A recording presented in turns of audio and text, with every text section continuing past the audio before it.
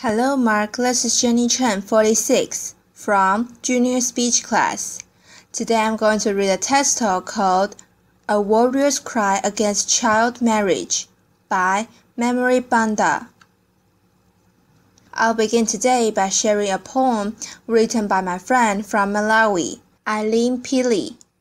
Eileen is only 13 years old, but when we were going through the collection of poetry that we wrote, I found her poems so interesting, so motivating, so I read it to you. She entitled her poem, I'll Marry When I Want. Laughter. I'll marry when I want. My mother can't force me to marry.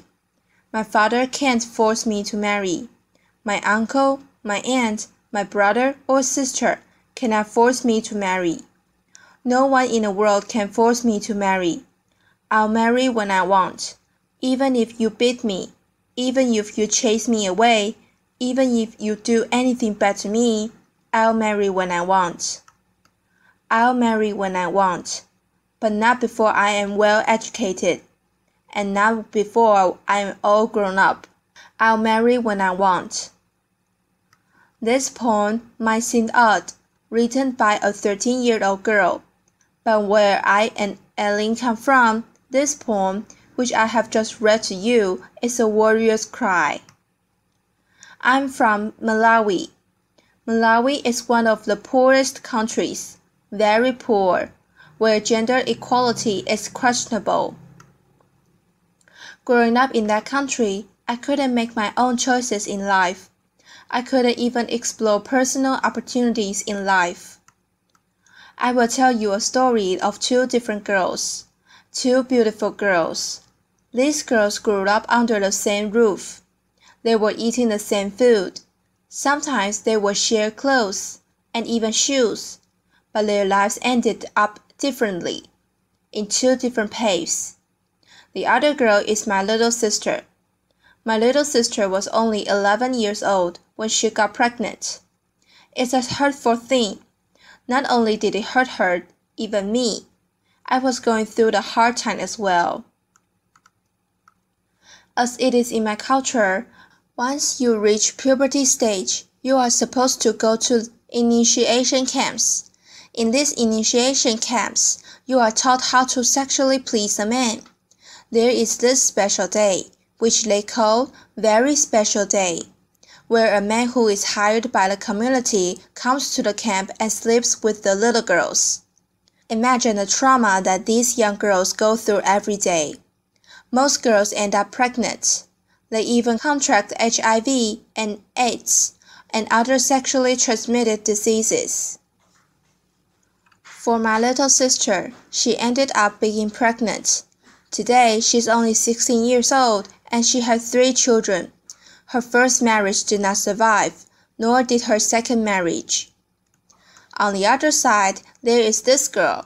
She's amazing. Laughter. Applause. I call her amazing because she is. She's very fabulous. That girl is me. Laughter.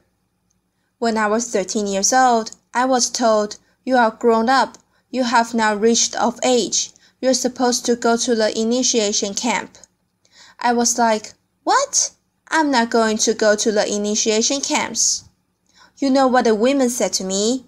You are a stupid girl, stubborn.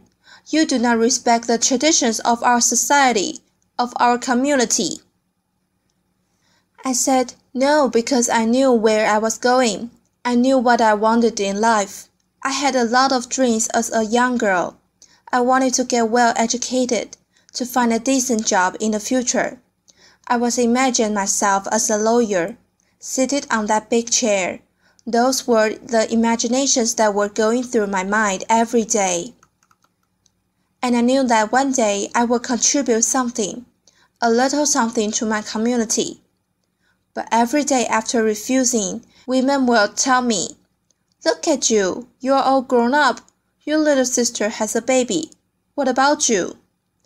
That was the music that I was hearing every day. And that is the music that girls hear every day when they don't do something that the community needs them to do. When I compare the two stories between me and my sister, I said, why can't I do something? Why can't I change something that has happened for a long time in our community? That was when I called other girls just like my sister, who have children, who have been in class but they have forgotten how to read and write. I said, come on, we can remind each other how to read and write again, how to hold a pen, how to read, to hold a book. It was a great time I had with them. Nor did I just learn a little about them, but they were able to tell me their personal stories, what they were facing every day as young mothers. That was when I was like, why can't we take all these things that are happening to us and present them and tell our mothers, our traditional leaders, that these are the wrong things? It was a scary thing to do, because these traditional leaders, they are already accustomed to the things that have been there for ages.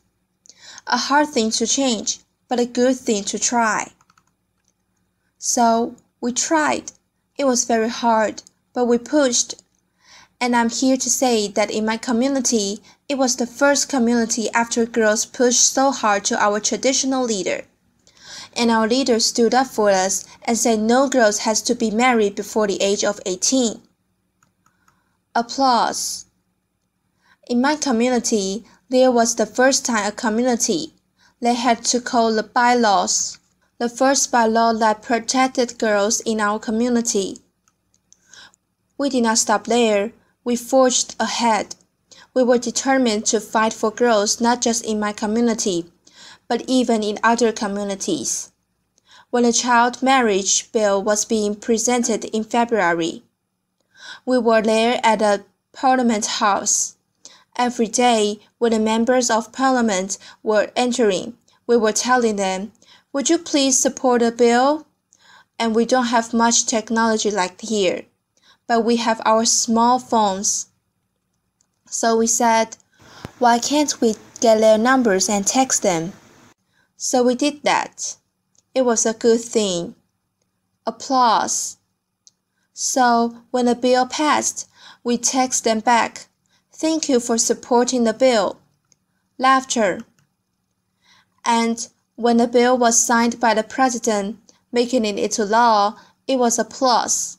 Now, in Malawi, 18 is the legal marriage age from 15 to 18. Applause. It's a good thing to know that the bill passed, but let me tell you this. There are countries where 18 is the legal marriage age, but don't we hear cries of women and girls every day? Every day, girls' lives are being wasted away.